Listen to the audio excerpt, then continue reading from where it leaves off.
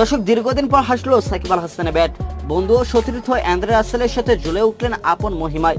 তবে ব্যাট হাতে সন্দেহ ফেরার দিনে সাকিব আল হাসান বল হাতে ছিলেন ভীষণ মরিন। ম্যাচটাও তাই জেতা হয়নি লস অ্যাঞ্জেলস নাইট রাইডার্সের।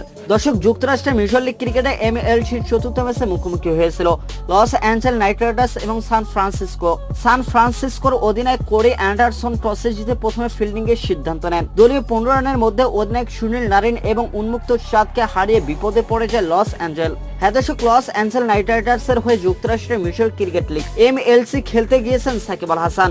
প্রথম ম্যাচে ব্যাট হাতে 13 বলে 18 রান, বল হাতে 33 রান খরচা নিয়েছিলেন একটি উইকেট। তবে সাকিবের অনুজ্জ্বল দিনেও জয় পেয়েছিল তার দল লস অ্যাঞ্জেলস। দর্শক আজ দ্বিতীয় ম্যাচে তার দল মাঠে নেমেছে। তবে আজকের ম্যাচে ব্যাট হাতে বড় অবদান রেখেছেন সাকিব আল হাসান। দলের হয়ে দ্বিতীয় সর্বোচ্চ রান সংগ্রহ হয়েছেন সাকিব আল হাসান।